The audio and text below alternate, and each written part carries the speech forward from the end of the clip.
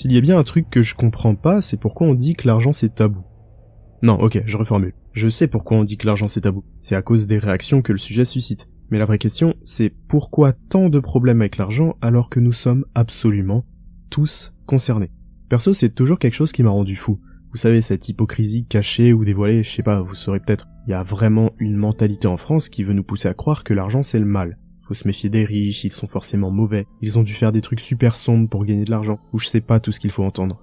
C'est bien qu'on finit par croire que le point de vue général c'est si tu galères à finir le mois, égale tu es quelqu'un de bien.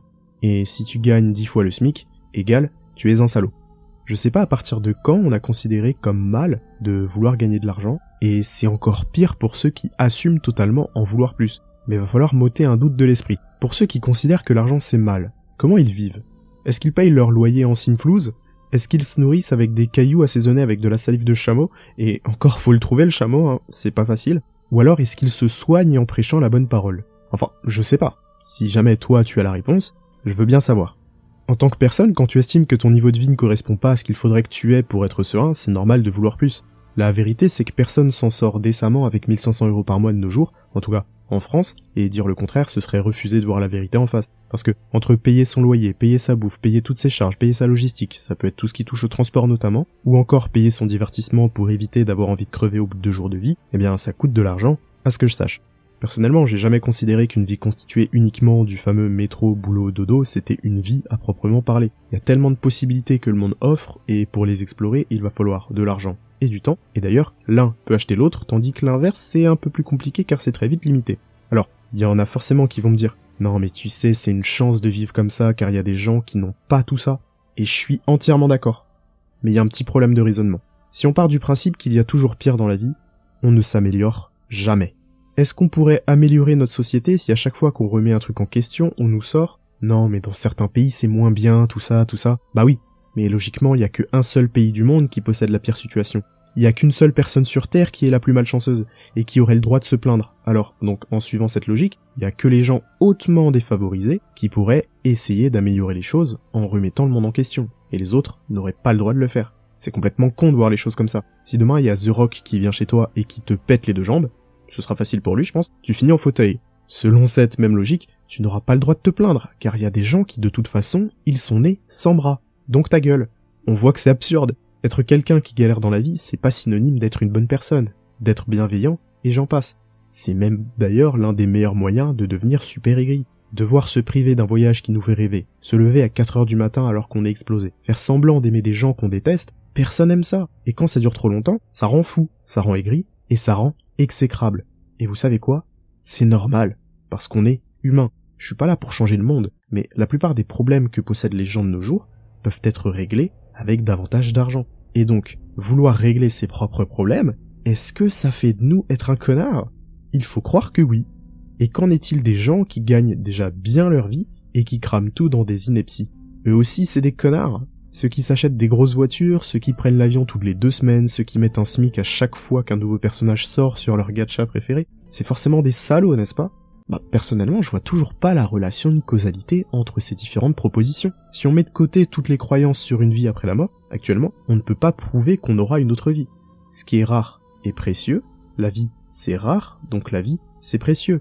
Il faut donc profiter le plus possible. Si certains ont besoin de dépenser pour se faire plaisir, ça les regarde eux.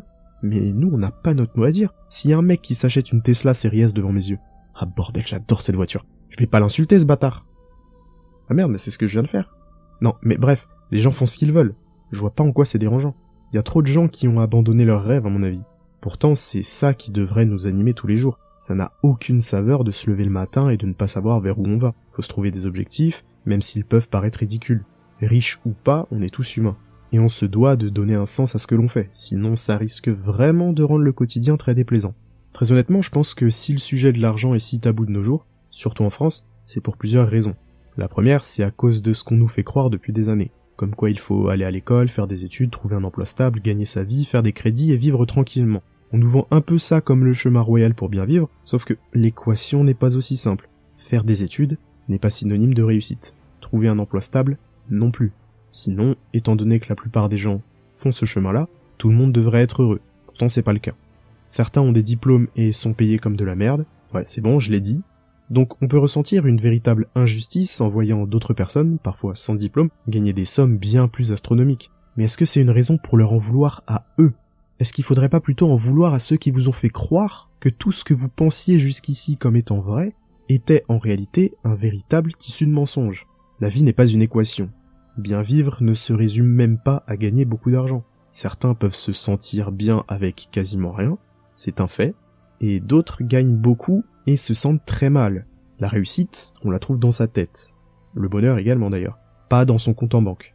Bien que l'un puisse engendrer l'autre. La deuxième raison qui pourrait expliquer pourquoi l'argent c'est tabou, c'est la jalousie. Le niveau social c'est grandement défini par le patrimoine qu'une personne possède, et il n'y a pas grand monde qui a envie de se retrouver tout en bas de l'échelle sociale. Et ça fait parfois chier de voir des gens à des niveaux au-dessus. Du coup il y a des envieux, beaucoup d'envieux, qui voudraient eux aussi se mettre bien. Mais le problème c'est leur ego. Un ego qui les empêche d'assumer qu'ils veulent plus. Donc ces gens préfèrent rabaisser les autres pour se sentir supérieurs, plutôt que d'essayer de monter eux-mêmes. C'est plus facile et moins chronophage, franchement, GG, mais ça résoudra pas les problèmes, crois-moi bien. Et la troisième raison, c'est tout simplement le manque de véritable objectif. Je suis persuadé d'une seule chose dans la vie, et rien ni personne ne pourra jamais me faire changer d'avis. Quand on est quelqu'un, animé d'une raison de vivre, d'un but, d'une mission, aussi stupide soit-elle, il est absolument impossible de donner de son temps libre pour critiquer ou détester autrui. La haine, c'est une véritable perte de temps. Seuls les gens qui ont trop de temps à allouer à une chose inutile pourraient trouver que ceux qui gagnent bien leur vie sont forcément des énormes fils d'eux. Quand tu te lèves, et que tu sais ce que tu dois faire, pourquoi tu dois le faire, et que c'est maintenant que tu dois le faire, il n'y a plus le temps pour ces conneries. Évidemment, dans l'humanité, il y a des énormes raclures qui sont détestables. Bien sûr, évidemment qu'il existe des millionnaires ou des milliardaires qui méritent que la véritable justice leur tombe dessus pour leurs actes. Oui, mais si on fait le pourcentage de gens riches qui sont des salauds et le pourcentage de gens comme vous et moi qui sont des salauds, je pense savoir qui a son plus gros lot d'enfoirés. L'argent, ça rend pas méchant. L'argent, ça rend pas aigri non plus. Ça ne rend pas nécessairement insensible. Gagner de l'argent pour gagner de l'argent, oui, ça peut être malsain et entraîner des comportements qu'on déteste tous, mais gagner de l'argent pour améliorer sa vie et celle de ses proches, va falloir me dire en quoi c'est être un bâtard. En tout cas, si c'est le cas, je suis un énorme connard. Alors oui, cette vidéo ne changera certainement la vision d'absolument personne, elle entraînera peut-être aussi des commentaires de gens qui ne sont pas d'accord, ce que j'accepte. Certains auront peut-être des arguments de fous pour dire que l'argent c'est forcément mauvais, je n'y crois pas trop, mais j'accepte quand même. D'autres seront probablement d'accord avec moi, ce que j'accepte également. Maintenant, faut nourrir la daronne et les gosses, donc pas le temps d'élaborer davantage. Des bisous.